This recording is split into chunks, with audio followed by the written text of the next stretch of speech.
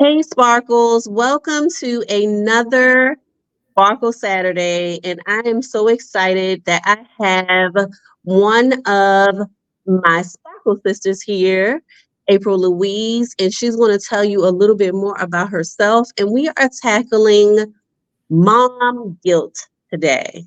And it's a very uh, close topic to me because I have definitely felt mom guilt. My son is now 28 years old, but I have definitely experienced that feeling many times as I was, raising my son. And we also want to touch on self care today as well. So let's get started. Let's get right into the questions. The first one is just, tell us who you are, where you're from, and what you do. Yes, hello, amazing people, and thank you to my sister, my friend, Coach Kim. I am April Mays Rose, known in the literary world as April Louise, and I hail from the Bull City of Durham, North Carolina, in the United States. I am, Yes. yes, I'm an author, I'm a speaker, and most of all, I am a mom. And mom guilt touches me deeply because I've been there, I've done that. I am a product of my product. Right. A product of your product. So first of all, let's talk about what inspired you to even, you know, talk about this whole topic of mom guilt. So one day when I decided to write a book, or I was told by God to write a book because I was going through a phase of insomnia. And sometimes they say if you're not sleeping, it's not because it's stress, it's because God is trying to tell you something. So God was Mm, trying to tell me to write a book. So as I was contemplating on what to write, I was on Facebook, and as I was trolling on Facebook, being nosy, I came across three different posts of people that I know who was posting about mom guilt, or how they made a decision or had action and they felt it was like an epic mom fail. And I was like, you know what, I have experienced mom guilt, let me just go more in depth into it. So as I researched mom guilt, I was like, all of these things that I am writing in this book, I have actually felt, but I didn't know it was mom guilt. So as I'm ministering to others, I'm also ministering to me. And one thing I would say is I wish I had identified that what I was going through, it wasn't a mini breakdown, it was more of mom guilt. okay, that's interesting. So just some posts inspired you to write this book. That's Yeah. amazing. That's amazing. So let's get into this next one. In your book, you discuss various self care practices. Which one or which ones do you believe have the most significant impact on alleviating or managing mom guilt, and why?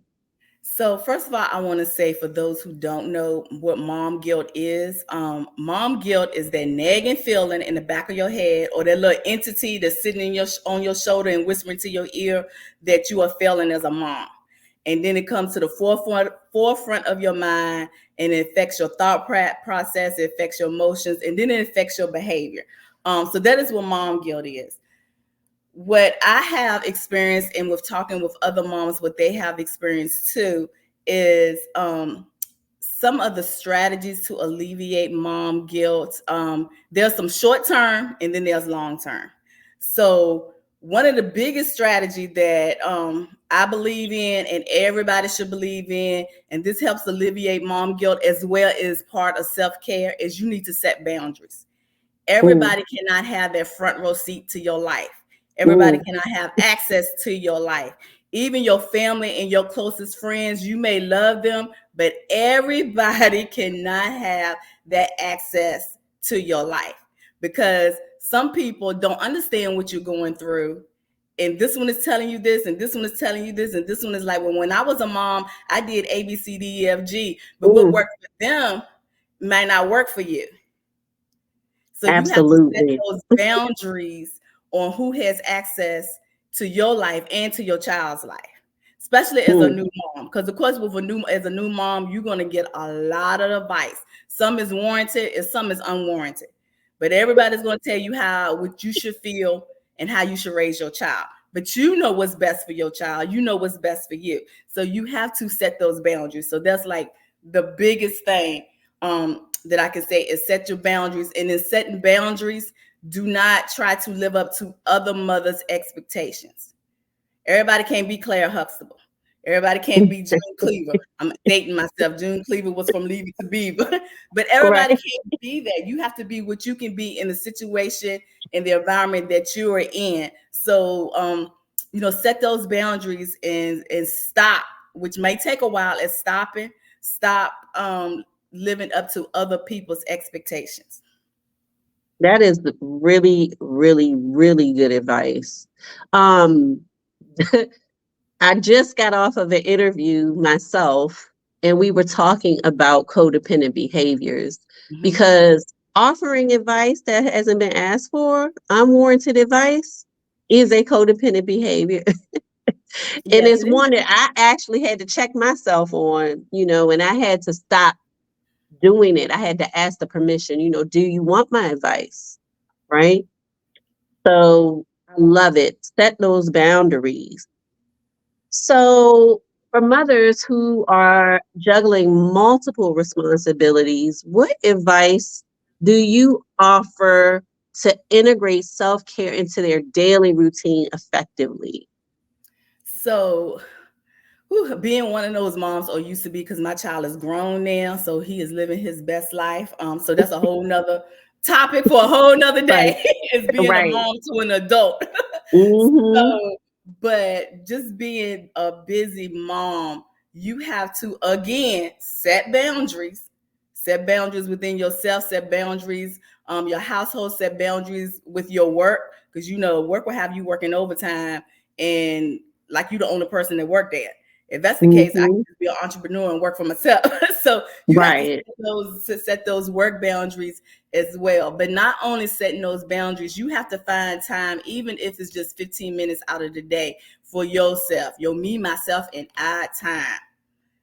If you got to set Yes. a clock, if you have to be in the car in your driveway and sit in your driveway before you walk through the doors to the chaos that may be waiting inside your house, um, you have to take time for yourself. So make time for yourself.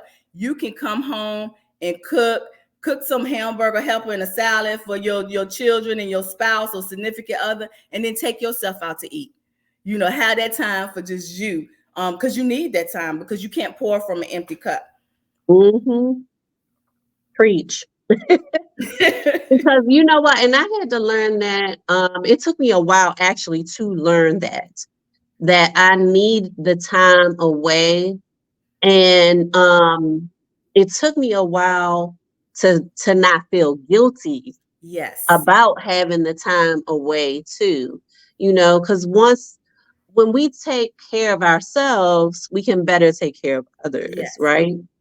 So, but it took me a while to not even feel guilty about that. And that is a part of mom guilt, is feeling guilty that if you take time for yourself, that you're taking away from your child.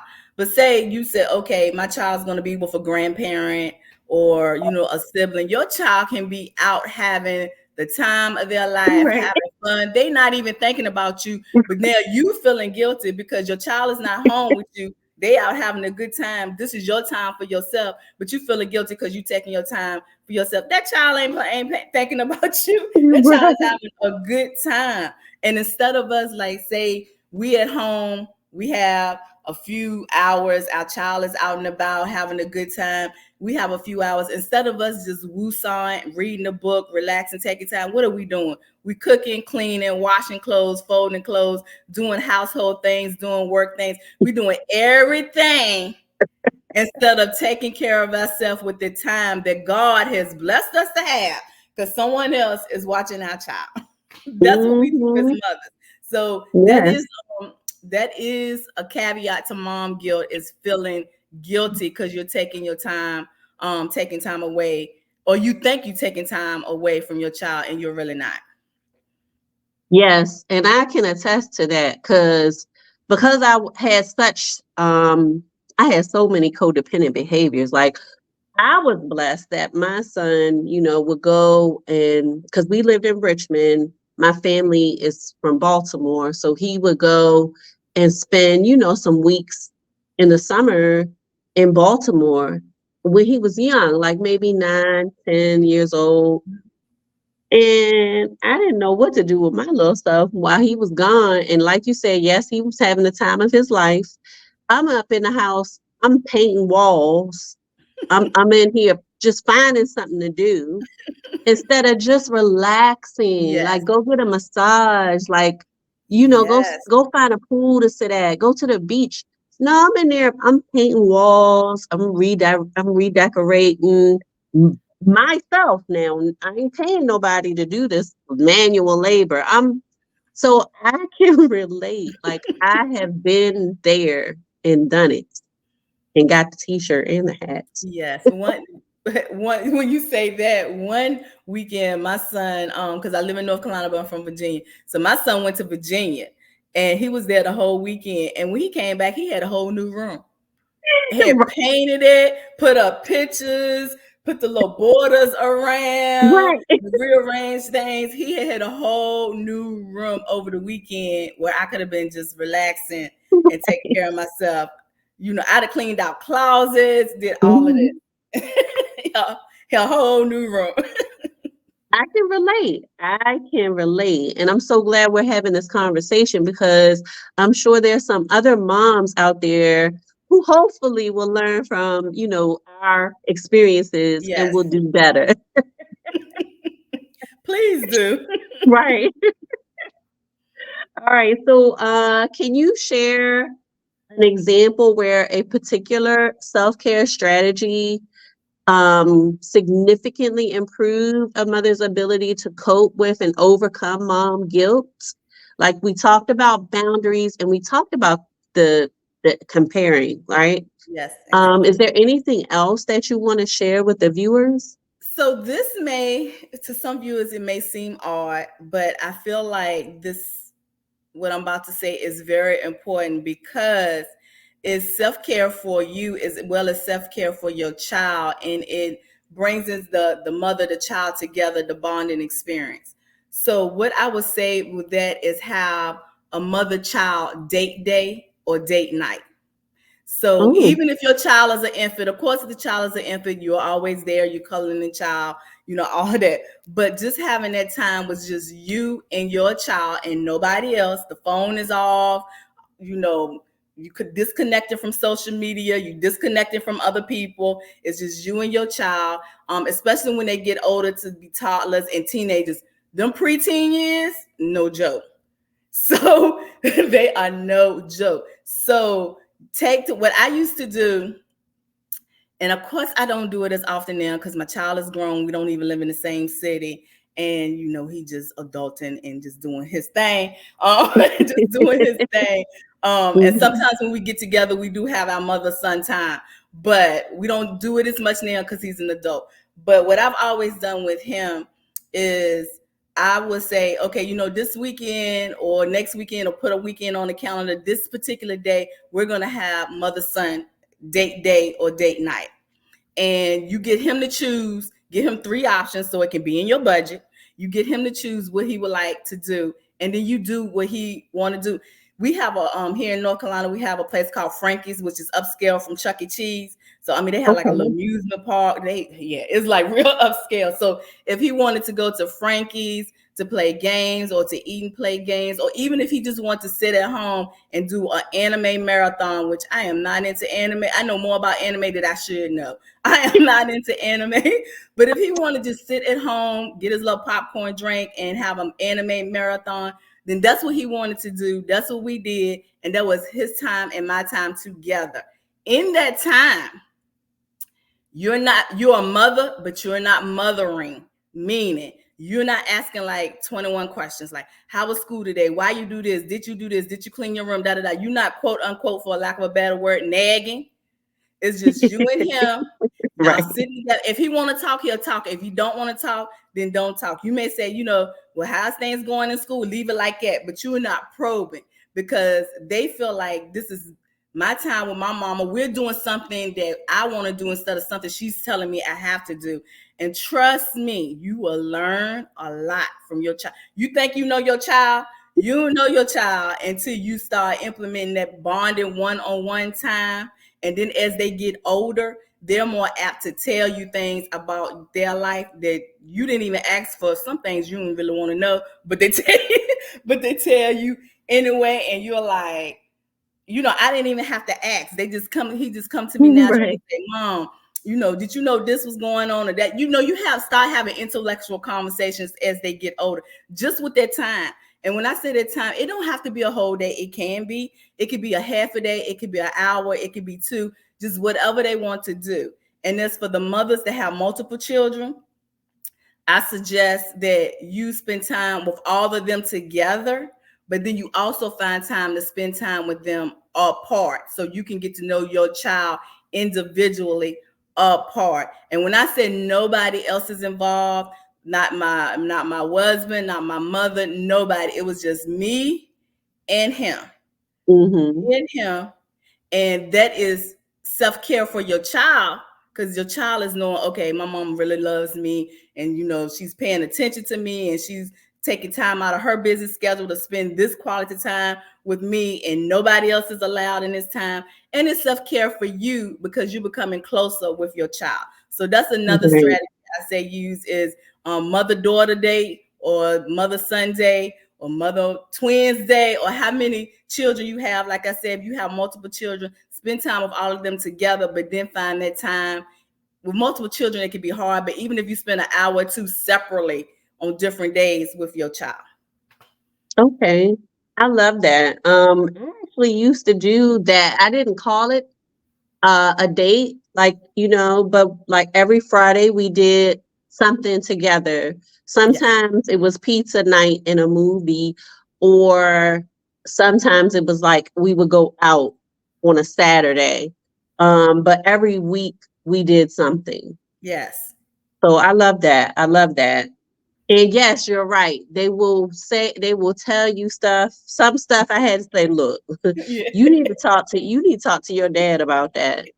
And I thought I was the only one that used husband. I got that from one of our sorors, Soror Wiggins. I don't like I don't like saying ex because he's not exed out of anything. I just never liked that term. So I always say husband too, Husband. even though he doesn't like it, but that's what I say. But that's what it is. What Right. formerly known as. Right. Right. He formerly known that. So yeah, but even Love he that. knew, even he knew this is their time together. So, Right.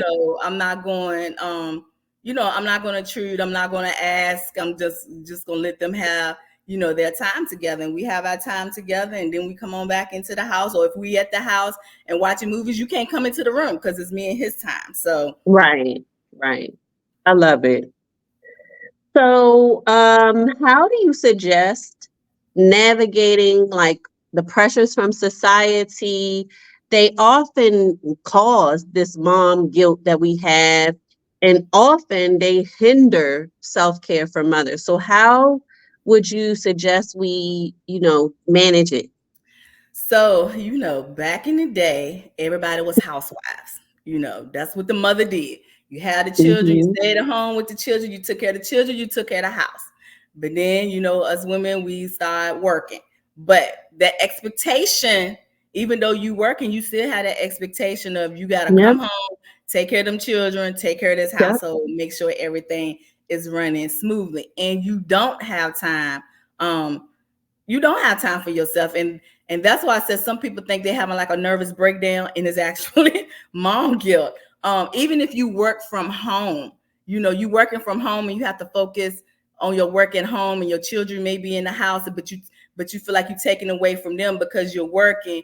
It's just everybody has expectations. Like I said, other moms have expectations on moms, society have expectations on women, period, whether you're a mom or you're not a mom. Because if you're not a mom, they want to know when you're gonna become a mom.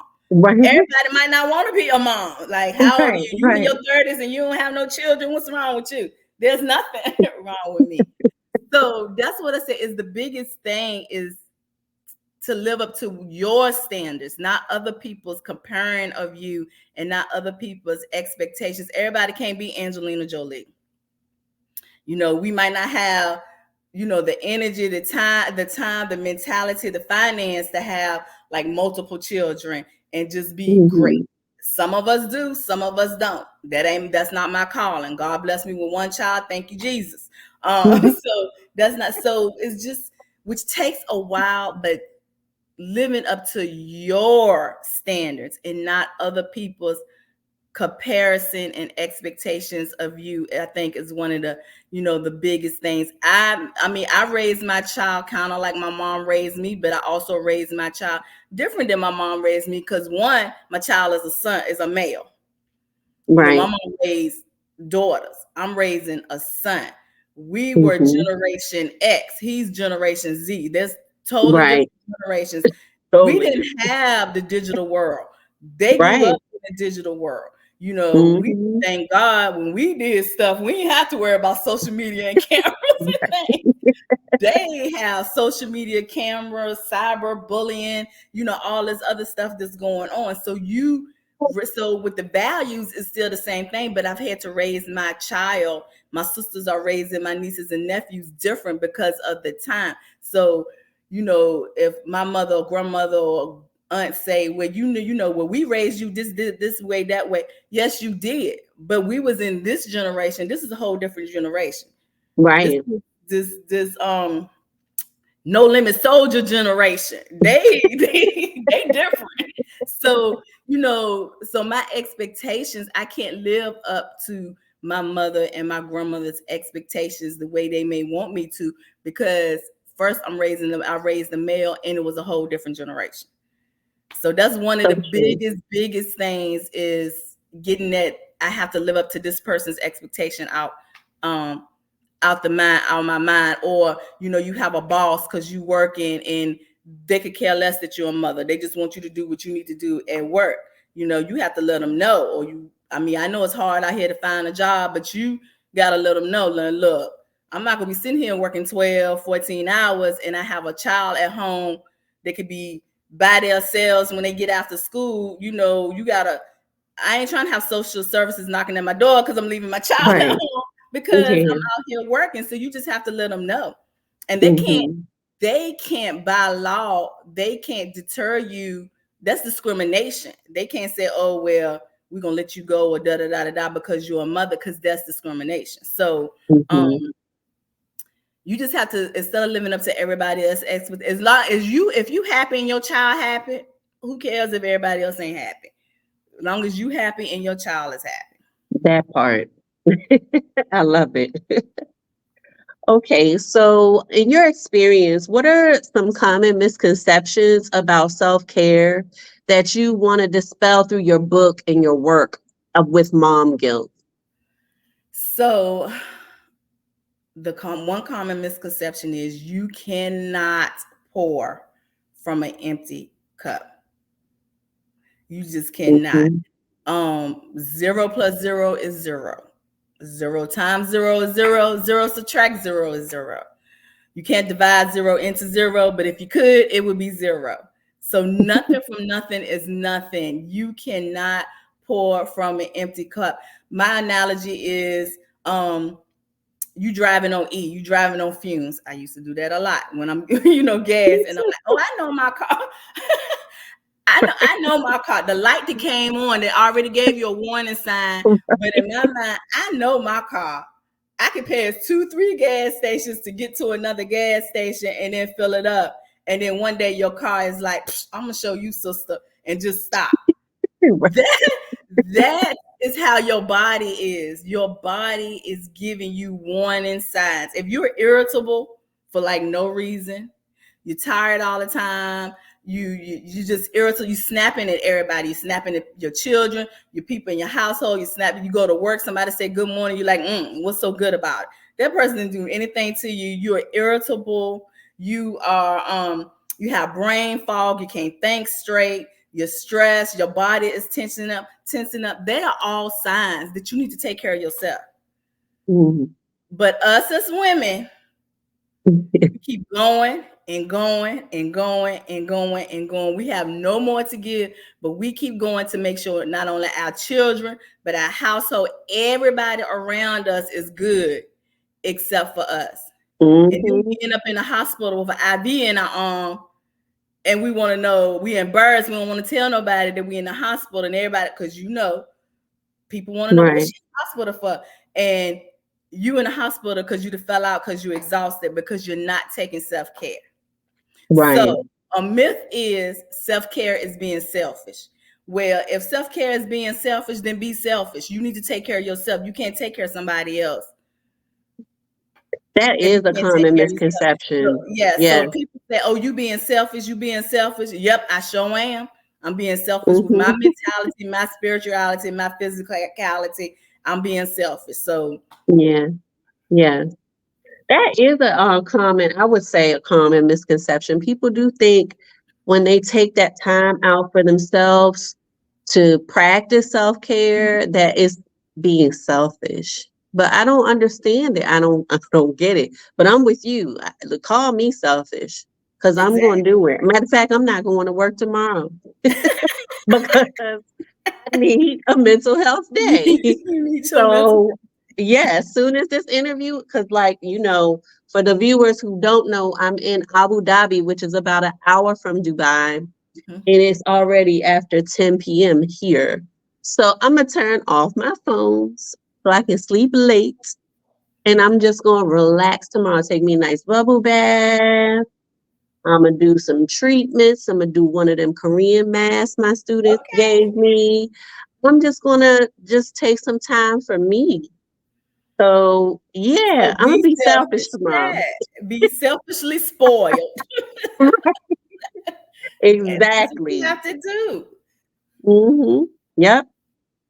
So for our viewers of Sparkle Saturdays who are seeking some immediate steps towards self-care, what would be your top three actionable tips to start today?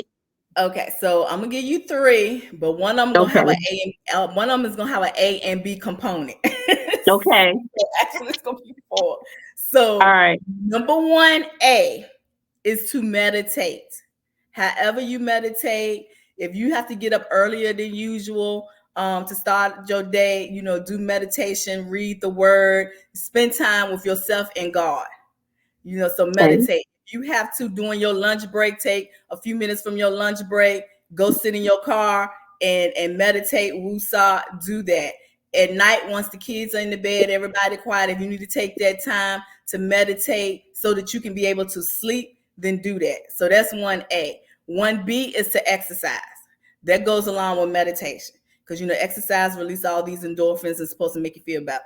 So exercise. Even if you have an infant, put the infant in a stroller, and if you're able to walk around your neighborhood, walk around, your neighborhood.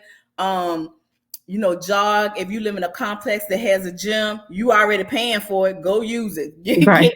Get on the treadmill. So part B to that is to exercise. So of course, one is meditation with exercise. Talk to God. You can drive around, just you and God in the car. Listen to you spiritual music, or listen to there's apps out here that have relaxation music.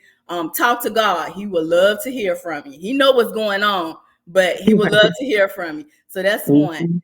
Two is set those boundaries, because everybody, whether it's family, friend, whoever, does not need to have access to your life. Everybody can't have a front row seat. Some people got to sit in the balcony.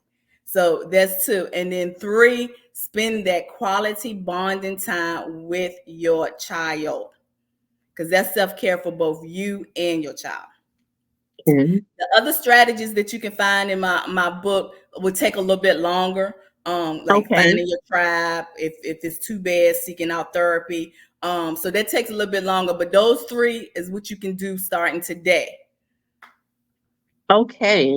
Do you have your book you can show the viewers and tell the viewers exactly what the book is called, and then at the end we're going to talk about how they can keep up with you. Okay, so this is my book, Mom Guilt. Is the guide to understanding what it is, why it exists, and how to manage it. And you can get a copy on my website. I was going to give you my email. I'm sorry. My website, lifeisamaze.com. And maze is spelled MAYS. So that's lifeisamaze.com. Okay. All right. Before we get to our last question, is there anything else that you want to say for the viewers? So, moms, you are amazing. You may not hear it all the time. People might not tell you. You might not never hear it, but you are amazing. Regardless of your situation, you are doing the best that you can do for you and your child or children. Do not let anybody dim your light. Your child may not think, especially if your child's a teenager. Let's just say that because teenagers hate all adults. They don't want to be bothered with no Right. adults. We don't understand what they're going through. They act like we ain't never been teenagers before. Mom is different. But even with your teenager, you are doing an amazing job. And trust me, when your teenager gets older, they'll look back at what all you've done and they're going to Mhm. appreciate you for it. They might not appreciate you for it now, but eventually they'll appreciate you for it. So, Mom, you are amazing. Just remember you're amazing and you got this. Yes. Thank you for that.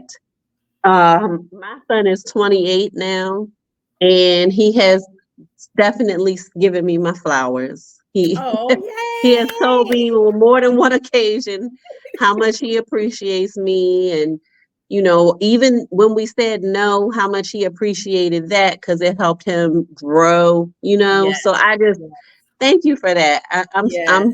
sure that resonate with all the moms out there, and they need to hear it. They need to hear it more. So yes, moms, I concur.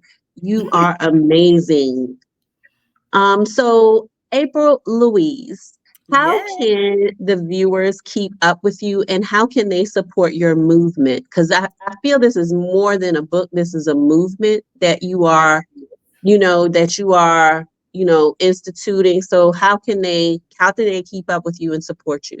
So, of course, go to my website, lifeisamaze.com. You can go to my Instagram, which is April Mays Rhodes. Mays is Mays. Rhodes is Rhodes.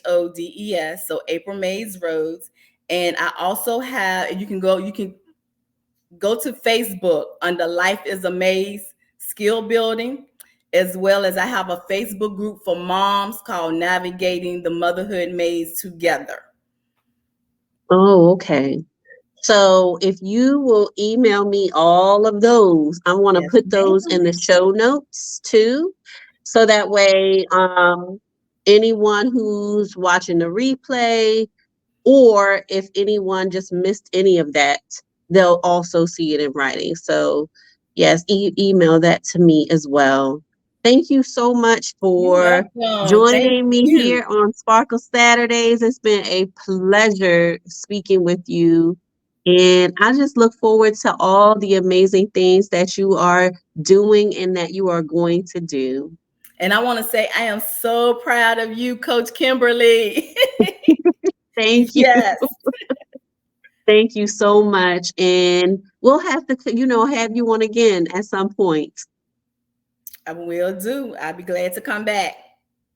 All right. Well, enjoy your day. I think it's daytime there. Enjoy your Yes, day. yes. Good evening, everybody in Abu Dhabi. Bye. Bye.